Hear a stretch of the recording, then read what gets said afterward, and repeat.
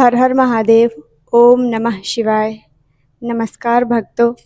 क्या आपने कभी सोचा है कि एक छोटा सा बालक जिसके पास ना धन था, ना महल था, ना अच्छे वस्त्र, आखिर उसने ऐसा कौन सा काम किया कि स्वयं भगवान शिव को कैलाश छोड़कर उसके सामने प्रकट होना पड़ा। क्या कोई भक्त इतना प्रिय हो सकता है कि महादेव उसकी परीक्षा लेने के लिए अपना रूप बदल लें? क्या केवल एक सच्ची पुकार से भोलेनाथ प्रसन्न हो जाते हैं? आज की कथा केवल एक बालक की कहानी नहीं, यह उस अटूट विश्वास की कथा है जो हर कठिनाई के बाद भी नहीं टूटा। यह उस माँ की कथा है जिसने अपने बेटे को धन नहीं बल्कि भगवान शिव पर विश्वास करना सिखाया। और यह उस महादेव की कथा है जो अपने सच्चे भक्त को कभी अकेला नहीं छोड़ते। लेकिन भक्तों, इस कथा का अंत इतना अद्भुत है कि जिसने भी इसे श्रद्धा से सुना, उसके मन में भगवान शिव के प्रति प्रेम भी बढ़ गया। इसलिए इस कथा को अंत तक अवश्य सुनिए और सबसे पहले प्रेम से बोलिए, हर हर महादेव। चारों ओर बर्फ से ढके ऊंचे ऊंचे पर्वत थे। मंद मंद हिम हवा चल रही थी। भगवान शिव ध्यान में लीन थे। माता पार्वती उनके पास विराजमान थी। उसी समय माता पार्वती ने भगवान शिव से मुस्कुराकर पूछा, प्रभु, संसार में करोड़ों लोग आपकी पूजा करते हैं, लेकिन क्या कोई ऐसा भक्त भी हुआ है जिसकी भक्ति ने आपके हृदय को सचमुच पिघला दिया हो? भगवान शिव ने अपनी आंखें खोली। उनके चेहरे पर हल्की मुस्कान थी। उन्होंने कहा, देवी, ऐसे अनेक भक्त हुए हैं, लेकिन एक बालक ऐसा भी था जिसकी भक्ति ने मुझे उसकी परीक्षा लेने के लिए विवश कर दिया। माता पार्वती ने आश्चर्य से पूछा, प्रभु, वह कौन था? भगवान शिव बोले, उसका नाम था उपमन्यु। बहुत समय पहले घने जंगल के किनारे एक छोटा सा आश्रम था। वहीं अपनी माँ के साथ एक बालक रहता था। वही बालक था उपमन्यु। उसके पिता महान ऋषि थे, लेकिन परिवार अत्यंत साधारण जीवन बिताता था। घर में न धन था, न सुख सुविधाएं। फिर भी उपमन्यु हमेशा प्रसन्न रहता था। वह सुबह उठते ही सबसे पहले अपनी माँ के चरण स्पर्श करता, फिर नदी से जल लाता, आश्रम की सफाई करता, लकड़ियाँ इकट्ठी करता और फिर अपनी माँ के साथ भगवान शिव का नाम लेता। उसकी माँ अक्सर कहती, बेटा, मनुष्य के पास धन नहीं हो, लेकिन भगवान पर विश्वास कभी कम नहीं होना चाहिए। उपमन्यु हर बार मुस्कुराकर कहता, माँ, मैं जीवन भर भोलेनाथ का नाम नहीं छोड़ूंगा। एक दिन उपमन्यु अपने कुछ मित्रों के साथ खेल रहा था। खेलते खेलते वह बड़े आश्रम के पास पहुंचा। वहां उसने देखा कि कुछ बच्चे बड़े प्रेम से गाय का ताज़ा दूध पी रहे थे। सफ़ेद, मीठा और सुगंधित दूध। उपमन्यु ने अपने जीवन में कभी ऐसा दूध नहीं देखा था।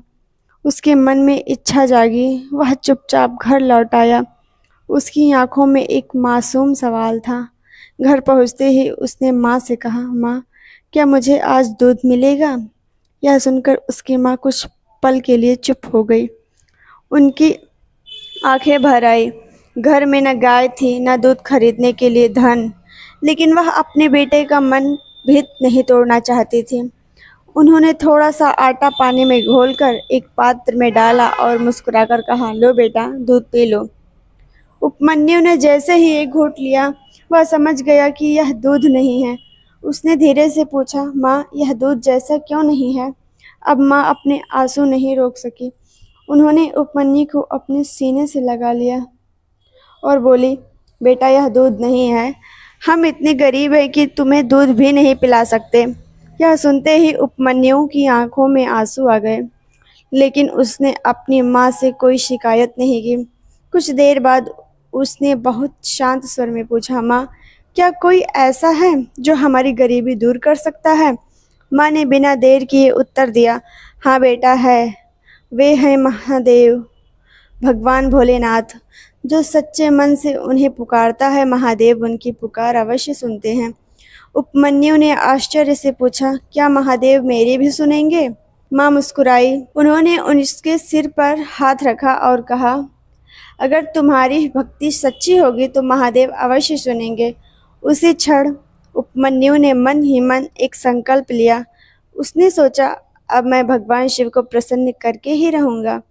उसे नहीं पता था कि उसका यह संकल्प एक दिन पूरी सृष्टि में उसकी भक्ति का उदाहरण बन जाएगा और स्वयं भगवान शिव उसकी परीक्षा लेने के लिए आने वाले थे। लेकिन क्या एक छोटा सा बालक सचमुच ऐसी तपस्या कर पाएगा? क्या उसकी भक्ति बीच रास्ते में टूट जाएगी या फिर महादेव स्वयं उसके सामने प्रकट होंगे? उस रात उपमन्यु को नींद नहीं आई। वह आसमान की ओर देखता रहा। टिमटिमाते तारों को देखकर उसके मन में एक ही विचार था, अगर महादेव सचमुच अपने भक्तों की सुनते हैं तो मैं भी उन्हें पुकारूंगा। सुबह होते ही वह अपनी माँ के पास पहुंचा। उसने दोनों हाथ जोड़कर कहा, माँ, मुझे भगवान शिव की पूजा करना सिखाइए। माँ ने प्रेम से उसके सिर पर हाथ फेरा। उन्होंने कहा, बेटा, भगवान शिव को पाने का रास्ता कठिन है, लेकिन असंभव नहीं। सच्ची श्रद्धा, धैर्य और सत्य उनकी पूजा है। उपमन्यु बोला, माँ, मैं सब सह लूँगा, लेकिन महादेव का दर्शन जरूर करूँगा। माँ की आंखें भर आई। उन्होंने मन ही मन भोलेनाथ से प्रार्थना की, प्रभु, यह आपका है, इसकी रक्षा करना। अगले दिन उपमन्यु घर से निकल पड़ा। उसके हाथ में केवल एक छोटा सा कमंडल था। मन में भगवान शिव का नाम था और हृदय में अटूट विश्वास। वह जंगल की ओर बढ़ता गया। घने पेड़, पक्षियों की मधुर आवाज और दूर बहती नदी का कलकल स्वर। उपमन्यु ने एक शांत स्थान चुना। वहीं उसने मिट्टी से एक छोटा सा शिवलिंग बनाया, नदी से जल लाया, कुछ जंगली फूल तोड़े और पहली बार भगवान शिव की पूजा की। उसने आंखें बंद करके कहा, हे महादेव, मैं बहुत छोटा हूँ, मुझे पूजा करना भी ठीक से नहीं आता, लेकिन मेरा मन सच्चा है। अगर मेरी भक्ति से आप प्रसन्न हैं तो एक दिन मुझे अपने दर्शन अवश्य दीजिए। इतना कहकर उसे ओम नमः शिवाय का जाप करना शुरू कर दिया। एक दिन, 2 दिन, फिर कई दिन बीत गए। उपमन्यु रोज उसी स्थान पर बैठकर शिव जी का ध्यान करता, सुबह जल चढ़ाता, फूल अर्पित करता और घंटों मंत्र का जाप करता।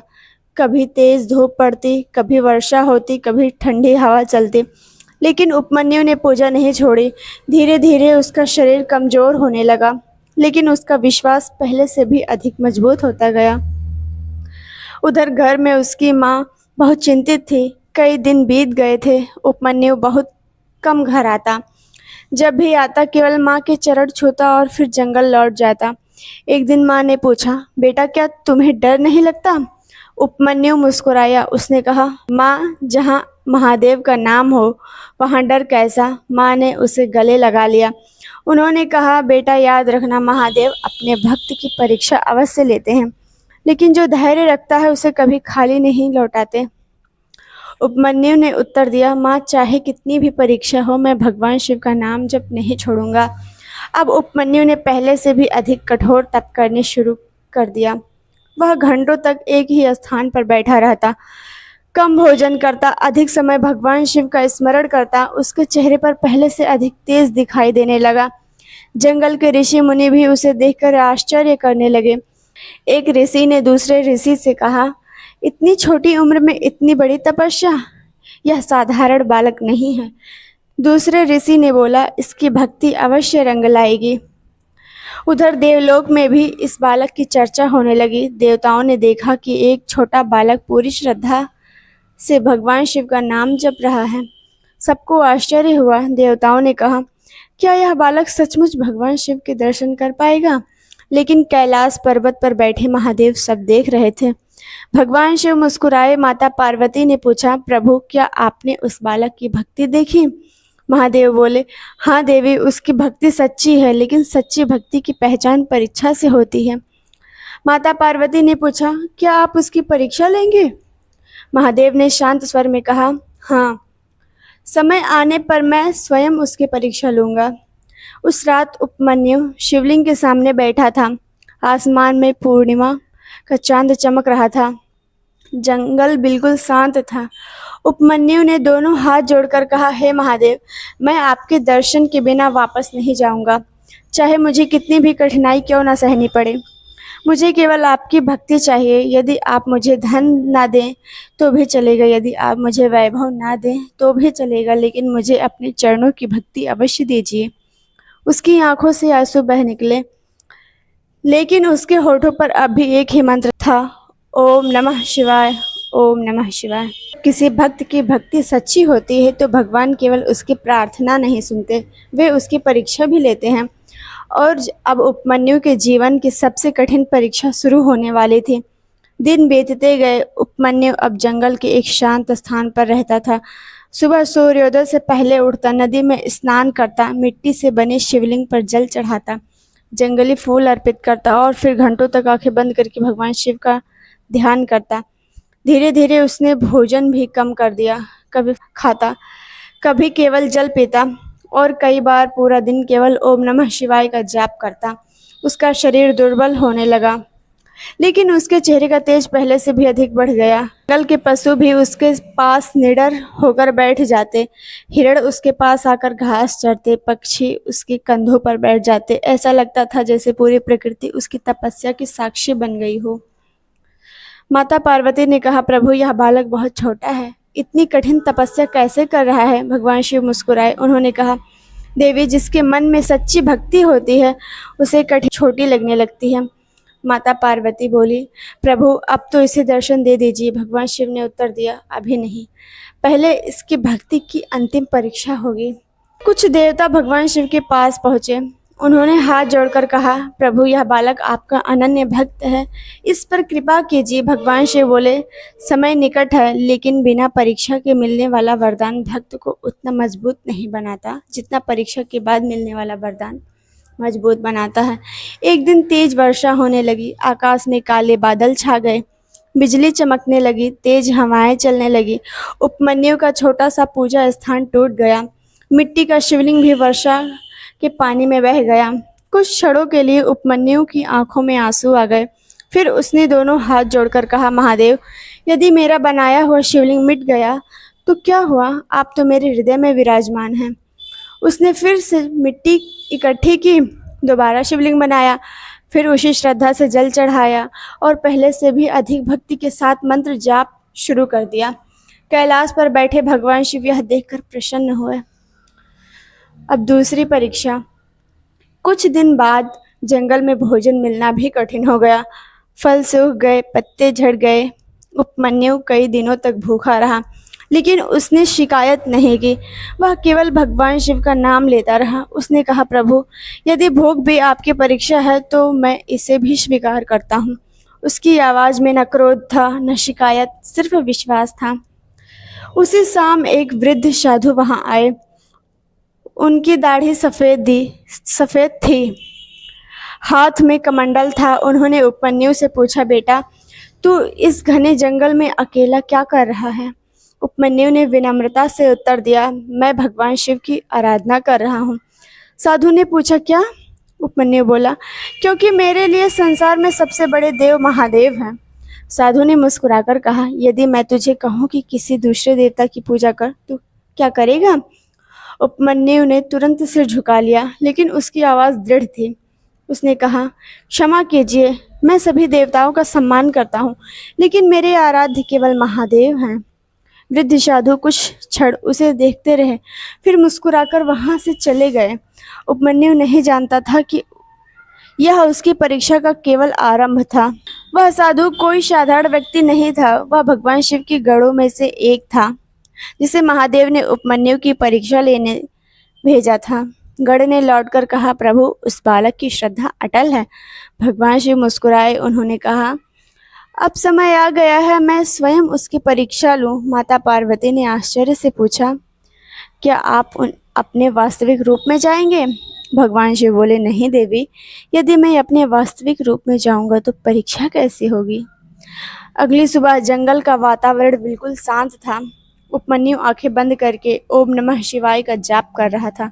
उसे बिल्कुल भी आभास नहीं था कि कुछ ही क्षणों में भगवान शिव स्वयं आने वाले हैं, एक दूसरे रूप में उस सामने आने वाले हैं, और वही परीक्षा तय करेगी कि उपमन्यु केवल भक्त है या संसार का महानतम शिव भक्त बनने वाला है।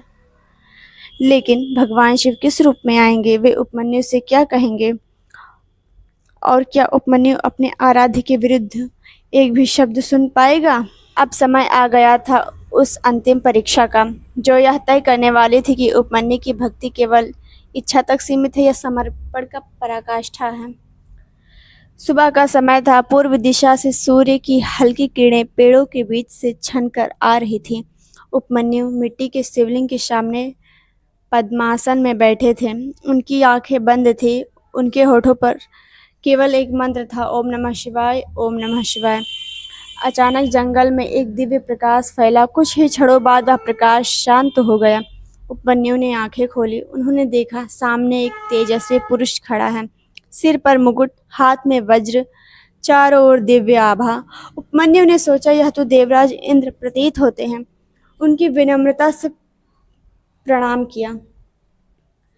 वह वास्तव में देवराज इंद्र नहीं थे, स्वयं भगवान शिव थे, जिन्होंने उपमन्यु की परीक्षा लेने के लिए इंद्र का रूप धारण किया था। वह बोले, बालक, मैं तुम्हारी तपस्या से बहुत प्रसन्न हूँ, मांगो जो चाहो वह वरदान दूं। उपमन्यु ने शांत स्वर में कहा, देवराज, आपका धन्यवाद, लेकिन मेरी तपस्या केवल भगवान शिव के लिए है। यदि वे प्रसन्न होंगे तो वही मुझे जो उचित होगा देंगे। यह सुनकर वह दिव्य पुरुष मुस्कुराया, फिर बोला, शिव, तुम उस तपस्वी देव की बात कर रहे हो जो भस्म लगाते हैं, शमशान में रहते हैं, गले में सांप धारण करते हैं? ऐसे देव की आराधना क्यों करते हो? यदि मेरी पूजा करो तो मैं अभी तुम्हें धन, राज्य और वैभव दे सकता हूँ। यह सुनकर उपमन्यु के चेहरे का भाव बदल गया। उन्होंने विनम्रता बनाए रखी, लेकिन उनकी आवाज दृढ़ थी। उन्होंने कहा, देवराज, मैं आपका सम्मान करता हूँ, आप देवताओं के राजा हैं, लेकिन कृपया मेरे आराध्य भगवान शिव के बारे में ऐसा मत कहिए। वह पुरुष फिर बोला, तुम अभी छोटे हो, जीवन में धन चाहिए, सुख चाहिए, राज्य चाहिए, यह सब दे सकता हूँ। शिव तुम्हें क्या देंगे? उपमन्यु ने दोनों हाथ जोड़ लिए। उनकी आंखों में आंसू थे। उन्होंने कहा, मुझे धन नहीं चाहिए, राज्य नहीं चाहिए, मुझे केवल भगवान शिव की भक्ति चाहिए। यदि वे मुझे जीवन भर गरीब रखे तो मैं भी उन्हीं का नाम लूंगा। यदि वे कोई वरदान ना दें तो भी मैं उन्हीं की पूजा करूंगा, क्योंकि सच्ची भक्ति सौदेबाजी नहीं होती। वह दिव्य पुरुष अब भी नहीं रुका। उसने कहा, यदि शिव इतने महान हैं तो अभी तक तुम्हें दर्शन क्यों नहीं दिए? इतनी तपस्या के बाद भी तुम अकेले जंगल में बैठे हो? उपमन्यु ने मुस्कुराकर उत्तर दिया, महादेव मुझे कब दर्शन देंगे यह उनका निर्णय है। मेरा काम केवल श्रद्धा रखना है। भक्त का अधिकार भक्ति पर है, फल पर नहीं। इतना सुनते ही जंगल कुछ क्षणों के लिए गहरा मौन सा छा गया। वह पुरुष बोला, मैं तुम्हें अंतिम अवसर देता हूँ। शिव जी की पूजा करना छोड़ दो, मेरी शरण में आ जाओ। अभी इसी क्षण तुम्हारा जीवन बदल जाएगा। उपमन्यु ने आंखें बंद कर ली। उन्होंने अपने हृदय में भगवान शिव का स्मरण किया, फिर दृढ़ स्वर में बोले, यदि मुझे पूरे तीन ही लोकों का राज्य भी मिल जाए और उसके बदले मुझे अपने महादेव को छोड़ना पड़े तो ऐसा राज्य मुझे स्वीकार नहीं। मेरे लिए भगवान शिव ही सब कुछ है। इतना सुनते ही वह दिव्य पुरुष कुछ क्षण शांत खड़ा रहा। फिर अचानक चारों ओर तेज प्रकाश फैला। आकाश में डमरू की ध्वनि गूंज उठी, डम डम डमरू। धरती हल्के हल्के कांपने लगी। हवा में दिव्य सुगंध फैल गई। उपमन्यु ने आश्चर्य से सामने देखा। उसके स्थान पर प्रकट हुए जटाधारी, त्रिनेत्रधारी, गले में नाग, मस्तक पर अर्धचंद्र, जटाओं में माँ गंगा, हाथ में त्रिशूल, स्वयं भगवान शिव। उनके साथ माता पार्वती भी विराजमान थी। उपमन्यु कुछ क्षण तक उन्हें निहारते ही रह गए। फिर वे भाव विभोर होकर उनके चरणों में गिर पड़े। उनकी आंखों से आंसू बहने लगा। वे केवल इतना ही कह सके, महादेव। भगवान शिव ने प्रेम से उपमन्यु को उठाया, उनके सिर पर हाथ रखा, फिर बोले, वत्स, आज तुम्हारी परीक्षा पूरी हुई। मैं तुम्हें धन का लोभ दिया, वैभव का लोभ दिया, मेरे बारे में कटु वचन भी कहे, लेकिन तुम्हारा विश्वास नहीं डगमगाया। यही सच्ची भक्ति है। माता पार्वती ने मुस्कुराकर कहा, पुत्र, तुम्हारा प्रेम देखकर हमारा हृदय प्रसन्न हो गया। उपमन्यु हाथ जोड़कर खड़े रहे। उनकी आंखों से आंसू रुक नहीं रहे थे। उन्हें लगा जैसे जीवन का सबसे बड़ा सपना आज पूरा हो गया। तब माता पार्वती आगे बढ़ी। उन्होंने उपमन्यु के सिर पर हाथ रखा, ममता से बोली, पुत्र, आज से तुम केवल शिव के ही नहीं, मेरे भी प्रिय पुत्र हो। जिस प्रकार एक माँ अपने बच्चे की रक्षा करती है, उसी प्रकार हम तुम्हारी रक्षा करेंगे। उपमन्यु ने भाव विभोर होकर माता पार्वती को प्रणाम किया। भगवान शिव मुस्कुराए। उन्होंने कहा, वत्स, मुझे याद है तुम्हारी तपस्या की शुरुआत किस कारण हुई थी। एक दिन तुमने अपनी माँ से दूध मांगा था और गरीबी के कारण वह तुम्हें दूध नहीं पिला सकी। आज से तुम्हारे घर में किसी वस्तु का अभाव नहीं रहेगा। तुम्हारे परिवार को जीवन यापन के लिए आवश्यक साधन मिलेंगे, लेकिन याद रखना, सबसे बड़ा धन भक्ति ही है। उपमन्यु ने सिर झुकाकर कहा, प्रभु, यदि मेरे पास आपकी भक्ति रहे तो संसार का हर सुख अपने आप छोटा लगने लगता है। भगवान शिव बोले, वत्स, मैं तुम्हें केवल धन नहीं देता, मैं तुम्हें ज्ञान देता हूँ। तुम वेदों का गहरा ज्ञान प्राप्त करोगे। ऋषि मुनि तुम्हारा सम्मान करेंगे। तुम्हारा नाम युगों तक श्रद्धा से लिया जाएगा। जो भी भक्त सच्चे मन से मेरी आराधना करेगा, उसे तुम्हारी कथा से प्रेरणा मिलेगी। उपमन्यु ने हाथ जोड़कर कहा, महादेव, यदि मुझे कोई वरदान मांगना ही है तो एक वरदान दीजिए। भगवान शिव मुस्कुराए, मांगो वत्स। उपमन्यु बोले, जैसी कृपा आपने मुझ पर की, वैसे ही कृपा उस भक्त पर करना जो सच्चे मन से आपका नाम ले। भगवान शिव ने प्रसन्न होकर कहा, तथास्तु। जो भक्त सच्चे मन से मेरा स्मरण करेगा, मैं उसकी प्रार्थना अवश्य सुनूंगा। समय भले अलग हो, लेकिन मैं अपने भक्त का साथ कभी नहीं छोड़ूंगा। उपमन्यु अपने आश्रम लौटे। माँ ने जैसे ही उन्हें देखा, वह दौड़कर उनके पास आई। उन्होंने पूछा, बेटा, तुम ठीक तो हो? उपमन्यु ने मुस्कुराकर कहा, माँ, आज मेरे जीवन का सबसे बड़ा दिन है। मुझे स्वयं भगवान शिव और माता पार्वती के दर्शन हुए हैं। माँ की आंखों से आंसू की खुशी बहने लगी। उन्होंने आकाश की ओर देखा, कहा, हे भोलेनाथ, आपने मेरे बेटी की श्रद्धा को सफल कर दिया। दोनों माँ बेटे ने मिलकर भगवान शिव को प्रणाम किया। तो भक्तों, उपमन्यु की कथा हमें एक बहुत बड़ा संदेश देती है। सच्ची भक्ति का अर्थ केवल मंदिर जाना नहीं, सच्ची भक्ति का अर्थ है विश्वास बनाए रखना, धैर्य बनाए रखना और कठिन समय में भी भगवान शिव का साथ न छोड़ना। जब मनुष्य केवल लाभ के लिए पूजा करता है तो उसका विश्वास परिस्थितियों के साथ बदल जाता है, लेकिन जब मनुष्य प्रेम से भगवान का स्मरण करता है तो वही भक्ति उसके भीतर से मजबूत बनाती है। यदि आपके जीवन में कठिन समय चल रहा है तो निराश मत होइए, मेहनत करते रहिए, सच्चे मन से प्रार्थना कीजिए, अपने माता पिता का सम्मान कीजिए, जरूरतमंदों की सहायता कीजिए और याद रखिए, भगवान शिव का आशीर्वाद केवल चमत्कारों में नहीं बल्कि सही निर्णय लेने की बुद्धि, धैर्य और साहस में भी प्रकट हो सकता है। आइए अंत में भगवान शिव से प्रार्थना करें कि हे महादेव, जैसी अटूट श्रद्धा आपने उपमन्यु को दी, वैसे ही श्रद्धा हमारे हृदय में भी जगाइए। हमें अहंकार से दूर रखिए, सत्य के मार्ग पर चलने की शक्ति दीजिए। हमारे परिवार में प्रेम और शांति बनाए रखिए। जो भी इस कथा को सुन रहा है, सद्बुद्धि, धैर्य और अच्छे कर्मों का प्रकाश भर दीजिए और सबसे बढ़कर हमें ऐसा हृदय दीजिए जो हर परिस्थिति में आपका नाम लेना ना छोड़े। ओम नमः शिवाय। भक्तों, यदि आपको शिव भक्त उपमन्यु की यह पौराणिक कथा पसंद आई हो तो कमेंट में श्रद्धा से लिखिए, हर हर महादेव।